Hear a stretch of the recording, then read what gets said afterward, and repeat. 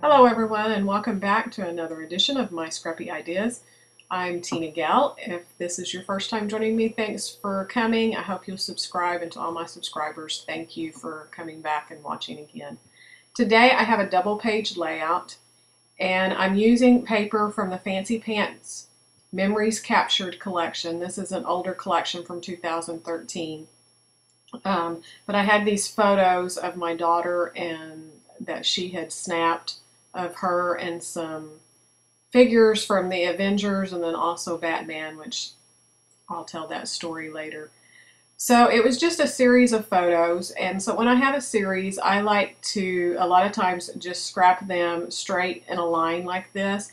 So going forward, my idea was to keep my photos in a line in the center and then to build around it. And I had this background paper with all these circles, but I only had one sheet, and so I decided to cut it into 3-inch strips and to arrange it where it looked like that it had rows of circles kind of flowing throughout. So I rearranged the papers to where they flowed across both pages, and instead of having the circles like the bottom on the left should have probably been at the top if you were following just the way they were cut, but I wanted that space, that empty space flowing across that layout kind of in the same line, and so that's kind of how I decided upon arranging them.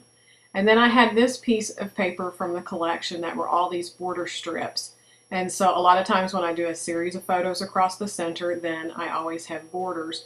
And so this striped orange one that I'm cutting was a wide one, but since I needed to go across 2 double pages, I decided to cut it in half. And then the small one that had kind of the squiggly line, there was 2 of those, so I decided I could use that. And then there was this yellow strip that said Memories Captured, and I really wanted to use it because of the wording on it. And then this yellow piece has the little green flag that says click, so I thought that was appropriate since my daughter had taken these selfies of her.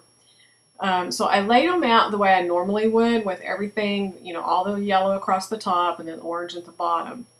But I didn't really like that green banner on the one side, and so I had flipped those.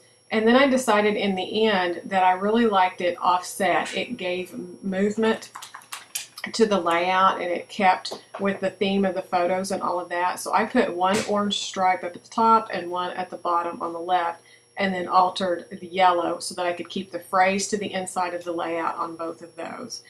So that was some of my thinking behind it. And then I had this other pattern paper that had these Polaroid frames, and I really wanted to fill in that last little section there, and that's where my journaling and stuff's going to go. And so I thought it'd be cute to cut those out, and I can write my journaling right on top of that. But I wanted some more black in there, and so part of the paper was this black and white diagonal stripe, so I just cut a piece kind of the size of photos to fill in, and then I'm going to create that cluster on those Polaroids over there. And then I had these little die cuts laying on my desk, and they actually came from, I think, a Scraptastic kit. It might have been Scrapbook Circle, I'm not sure, but one of the kits back in the winter time. And I haven't used them, and they were cut out of white, so I decided to get my Tim Holtz Distress inks and then just color those blue. And when I first did them, they really didn't match the blue in the paper, but they brought that darker blue to help bring out the blue in the photos and in the shield. And so in the end, they tied together the photos and the layout really well, but starting off, they were a little like, doesn't really match so much. So I inked those starting with weathered wood and then added some faded jeans along the outside. And then I'm going to take my black soot distress ink, and I inked all of the edges of my papers, all of the edges of those die cuts, and that helped bring that blue into darker and kind of join the pictures to the rest of the layout with the blue that's on the background pages. And so now that I have everything kind of prepped and I know where I'm going, I'm going to go ahead and start adhering everything down. And I kind of originally thought about just adding that small tiny strip right along the photos on top of that orange stripe, and that's normally how I would do it. But when I get ready to adhere it down, I start kind of playing with it And I end up adhering it just a little bit up from the orange stripe, so there's some orange stripe showing below and some orange stripe showing up. And when I glued my backgrounds in, I also left a black border, so I'm just pulling it in a little bit, and I'll trim off the pieces that are hanging off after I have everything kind of glued in. But I started with the top and the bottom so that I could kind of then put my photos in and make sure everything was spaced out. And since my photos were true 4x6, they completely fill up the space of the paper, and so they're going to go from edge to edge where the paper does not. Then this little yellow strip that I had down below, I tucked it up underneath the photos because I wanted it to stay about the same width as the orange and white striped. So that way the stripes are the same width going across, even though they jump and change colors. And so here's where I go ahead and I tuck that orange stripe in, and then I'm going to put that wavy strip just a little bit up. And I apologize for my head kind of bopping in the way. I've got a new camera set up and working on it. So far I'm pretty happy, but I'm going to have to adjust and bump it back or something because I had to cut out quite a bit where I leaned over into the camera. So I'll get it figured out eventually. And so far, fingers crossed, I haven't had any of the little glitching in the video and stuff. So hopefully I've figured that out. I think maybe my camera was getting too hot or something because it wasn't doing it consistently, but just, you know, like every second, third video or something I was getting this. So hopefully I'll get it all figured out. Okay, so I'm just lining up on the other side my background papers and going to build it just the same way that I did the right. I'm just going to put the photos in and then build everything around it. And so while I'm kind of building this up, these photos were taken, my family went to Dallas with me. I had a conference to go to, and so they went and then just kind of saw the sights. And so they went to the Dr. Pepper Museum, and they had these, I guess they're cardboard cutouts of the Avengers and different characters, and my daughter's just a huge Avenger fan, and also Batman. And so when I picked out all the papers and all that, I had her come in and double check it. It's like, is everything okay? And do you like it? And am I missing anything? Can you help me with the title and tell me the journaling and all of this? And so she had picked my title out, which is going to be Avengers Assemble. And she was in a hurry. She was getting ready to walk out to go to work and all of that. And so when she came back, I showed it to her and I asked her, you know, is it okay? Did I miss anything? Is it good? She's like, oh, no, I like it. But she said she had a funny look on her face. It took her a day. She comes back in and she goes, okay, I knew something wasn't right, but I couldn't pinpoint it. And she goes, Batman is not an Avenger. You need to change the title. Which I just kind of looked at her and went, yeah, not happening. You know, it's just, he went along with the Avengers today. So she was very worried that I was going to get a lot of complaints and ribbing about my title and that it wasn't accurate. So that's my disclaimer. I am not a Avenger fan, not even really a Batman fan. This is for her, and she's the one that came up with it. So nobody flame me for putting Avengers as my title and Batman not being an Avenger.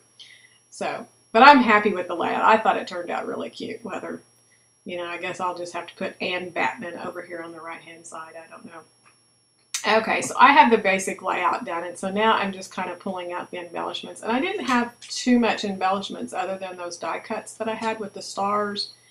And I pulled out this, it's kind of like the camera lens, that black piece, and the gold M. Those are from some pieces from the Maggie Holmes collection. Let me see, I want to say it's open book. It's an ephemera pack that's fairly recent. And it's just kind of some odds and end pieces. So I thought the M would be good for Marvel. And then, of course, Batman. And then I had these little tickets that someone had sent me to. And it just said free pass and keep this coupon. So the colors matched in really well. And since this was a museum and different things, I thought that would kind of tie in as well. And so I had this freckled fawn paper clip. And I just kind of put it on top of the one Polaroid and tucked those tickets in. tucked the star banner and the little camera lens up behind that, and then I pop dotted that M onto the bottom right of the Polaroids. And then I'm just attaching this wood veneer. It was the @ symbol, but I'm just using it for the A for the Avengers, and of course Batman. Okay, and then I'm just going to put some enamel dots and my titling and stuff, and that's pretty much going to finish this up. And so this layout is for my scraps and more, and it's for my daily challenge today. It's a Friday free for all. So if you'd like to join in on the challenge, there's always prizes each month.